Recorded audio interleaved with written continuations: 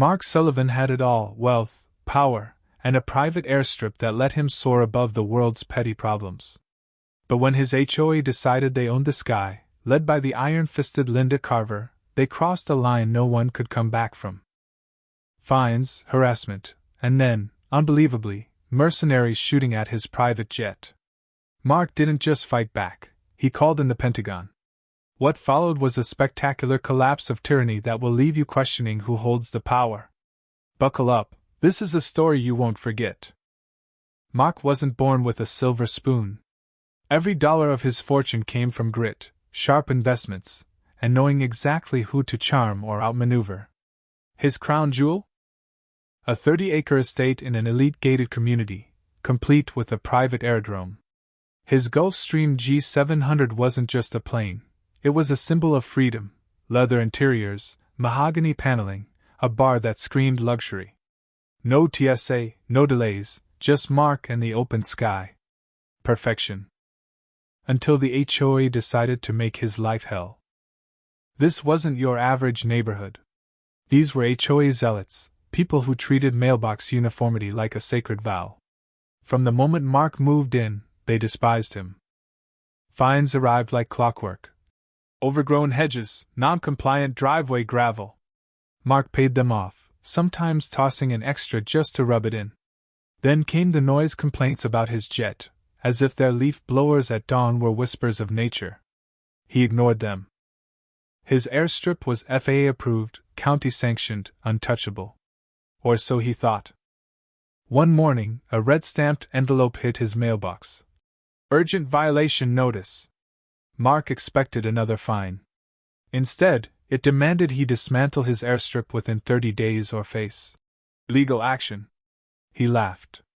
The HOA had no jurisdiction, his land was zoned, his permits ironclad. But this wasn't about law, it was about control. Led by Linda Carver, a woman who ruled the neighborhood like a suburban dictator, the HOA wanted Mark gone. They didn't care about his rights. They cared about power. The harassment escalated. Inspectors, real and fake, swarmed his property. Emergency HOA meetings sprouted, each more absurd than the last. One day, it was the visual blight of his hangar; the next, his jets were disrupting bird migrations. Neighbors, bribed with waived fees, started whispering about his reckless disregard for safety.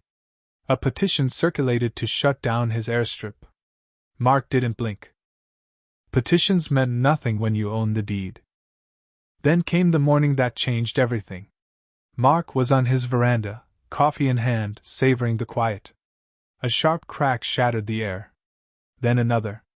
Gunfire. His head snapped up, and his heart stopped. His Gulfstream, his $70 million masterpiece, was under attack. Bullet holes tore through the fuselage, glass spiderwebbed, and one wing buckled with a sickening groan.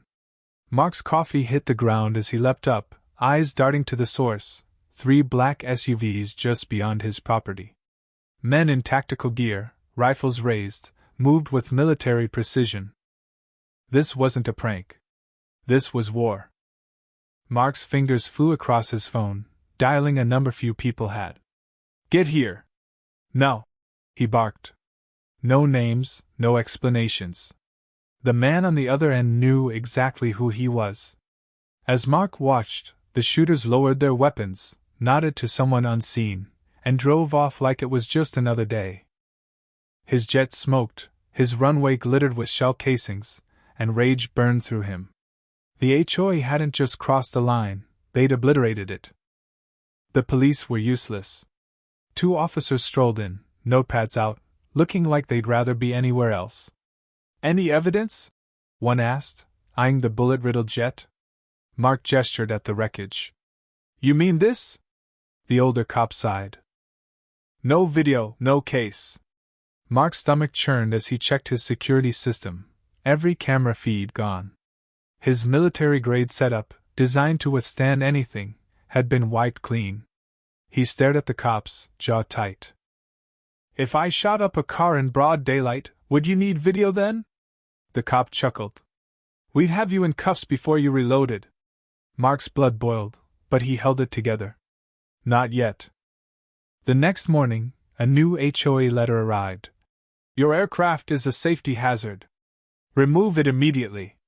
Mark read it, then laughed, a dark, unhinged sound. They'd shot his jet, erased the evidence, neutered the cops, and now blamed him?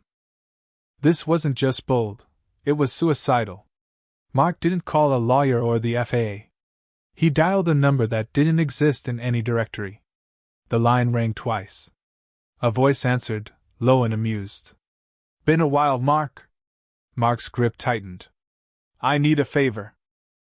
The kind that gets the Pentagon involved. A pause, then a chuckle. Oh, this'll be good. 72 hours later, the neighborhood woke to sirens, not the usual HOA-sanctioned cop calls, but a full-scale invasion. Black SUVs, military personnel, and unmarked vehicles rolled in like a storm. Linda Carver stormed out of the community center, bathrobe flapping, shrieking about private property. The lead agent, flanked by armed officers, held up a Pentagon-stamped warrant. Ma'am, you're under investigation for hiring private military contractors to attack civilian property, an act of domestic terrorism. Linda's face drained of color.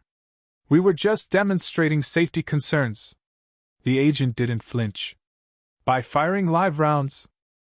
The HOA board, once smug and untouchable, unraveled. One member, sweating in golf shorts, stammered, I didn't know the bullets were real. The agent's eyes stayed cold. Tell it to the prosecutors. Linda tried to argue, but the agent cut her off. Your legal counsel, finances, and communications are under scrutiny. She wobbled, realizing this wasn't a lawsuit. This was a reckoning. Federal agents tore through the HOA's office, laptops, servers, files, all confiscated. Then they found it, a letter, buried in a folder labeled Strategic Planning. The agent read aloud. If Sullivan doesn't surrender the airstrip, we'll create a reason. The community must see these aircraft as a danger. Silence. Linda stopped breathing. It wasn't a misunderstanding. It was a confession. Linda called a press conference, hoping to spin the narrative. Cameras rolled as she sobbed.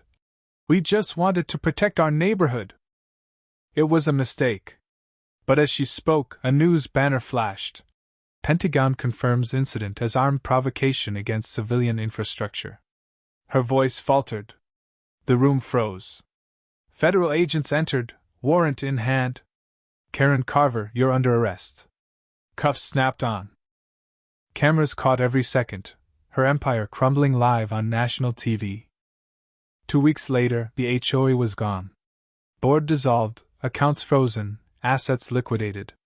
Linda got 5 years in federal prison, no plea deals, no mercy. Mark didn't attend the sentencing. He didn't need to. He'd already won. He bought the HOA's headquarters, gutted it, and hung a sign. Sullivan Sky Club, no HOA, no fools. Every former board member got an invite, just to twist the knife. Mark sipped coffee on his veranda, watching his new jet, a sleeker, stronger Gulfstream, climb into the sky. The war was over. The HOA wasn't just defeated, it was erased. No more fines, no more spies, just freedom. He glanced at his sign, gleaming in the sun, and one thought lingered. Why hadn't anyone done this sooner? What do you think? Was Mark's retaliation justified, or did he go too far? Drop your thoughts in the comments. Let's spark a debate. And while you're at it, share your take on power plays in tight-knit communities. Hit that like button, subscribe, and ring the bell to join the conversation. Let's keep this story trending.